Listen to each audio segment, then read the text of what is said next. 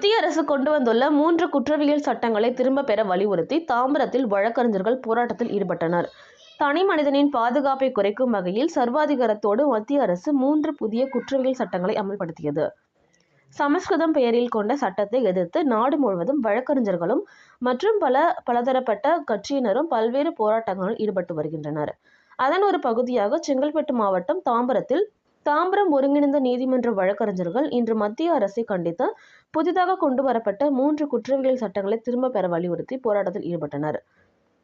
தாம்பரம் நீதிமன்ற வளாகம் எதிரே உள்ள மஞ்சள் துறை அலுவலகத்தை முற்றுகையிட்டு போராட்டத்தில் ஈடுபட்ட வழக்கறிஞர்கள் இச்சட்டம் கொண்டுவரப்பட்டால் தனி மனிதனின் பாதுகாப்பு கேள்விக்குறியாகும் என கூறினர்.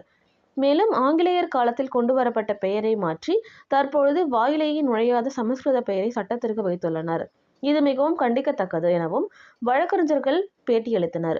உடன் வழக்கறிஞர்கள் சங்கம் தாம்பரம் தலைவர் ஸ்ரீராம், செயலாளர் அர்ஜுனன், பொருளாளர் பத்மநாபன், கூட்டமைப்பு துணைத் தலைவர் அன்பு செல்வன் இருந்தனர்.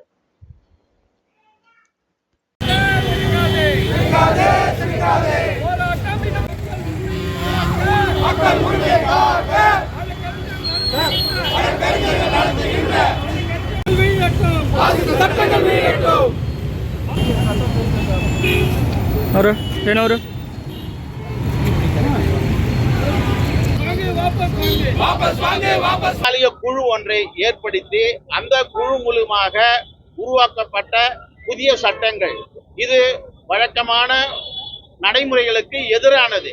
அந்த குழுவில் இருந்தவர்கள் எவரும் சட்டத்துறையில் விற்பனர்கள் அல்ல. அதற்கு தலைமை வகித்தவரும் ஒரு காவல்துறையை சேர்ந்தவர், அதுவும் உத்தரப்பிரதேசத்தை சேர்ந்தவர். உத்தரப்பிரதேசத்தில் உள்ள சட்டம் ஒழுங்கு நமக்கு எல்லாருக்கும் நன்றாகவே தெரியும். எனவே இந்த புதிய திருத்தங்கள் முறைப்படியாக நல்லெண்ணத்தின் அடிப்படையில் உருவாக்கப்பட்டு கொண்டு வரப்படவில்லை. உதாரணமாக எவிடன்ஸ் ஆக்டில் ஏறக்குறைய பழைய ஆக்டில் உள்ள 99% சரத்துக்கள் அப்படியே பின்பற்றப்பட்டிருக்கிறது. இது புதிய சட்டம் எல்லாம் இல்லை. பழைய சட்டங்களில் சில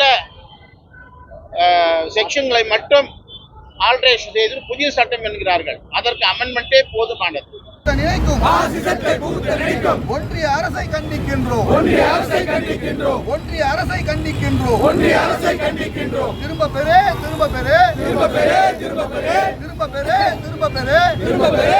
புதிய சட்டத்தை திரும்ப பெறு. சட்ட திருத்தம் என்ற பெயரில் அரசியல் அமைப்பை அழிக்கும் போக்கு. பாசிசத்தின் உச்சக்கட்டம். ஆர்ப்பாட்டம் இது ஆர்ப்பாட்டம்.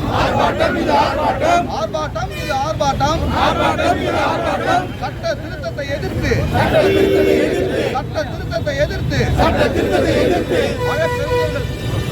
மத்திய அரசு அவசர கதியில் இந்த சட்ட திருத்தங்களை அமல்படுத்தியிருக்கிறது.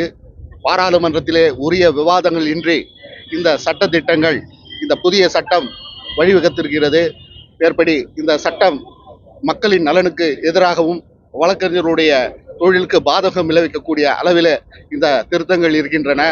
இந்த புதிய சட்டம் உடனடியாக நிறுத்தப்பட்டு உரிய விவாதங்கள் நடைபெற்று உரிய திருத்தங்கள் மேற்பட்டு முறைப்படி இந்த சட்டத்தை அமல்படுத்த வேண்டும் என்ற கோரிக்கையை நாங்கள் வலியுறுத்துகிறோம். மேலும் சமஸ்கிருத பெயரில் இந்த சட்டத்தின் பெயர்கள் இருக்கக்கூடாது, ஆங்கிலத்தில் தான் இந்த பெயர்கள் இருக்க வேண்டும் என்ற கருத்தினை சொல்லி மேற்படி இந்த சட்டம் கொண்டு வந்தது இந்திய அரசியலமைப்பு சட்டத்துக்கு முரணானது, எதிரானது என்பதை வலியுறுத்துகின்ற வகையில் இன்று தமிழ்நாடு மற்றும் புதுச்சேரி கூட்டமைப்பின் வேண்டுகோளுக்கு இணங்க எங்களது சங்கமும் அதனுடைய அங்கத்தினராக இருக்கின்ற காரணத்தால் மேற்படி கண்டன ஆர்ப்பாட்டத்தை இன்று தபால் நிலையம் முன்பாக இங்கே நாங்கள் நடத்தி கொண்டிருக்கின்றோம் என்பதை இங்கே தெரிவித்துக் கொள்கிறேன். உடனடியாக மத்திய அரசு இந்த சட்டங்களை திரும்ப பெற வேண்டும் என்பதுதான் எங்களுடைய ஒற்றை கோரிக்கையாகும்.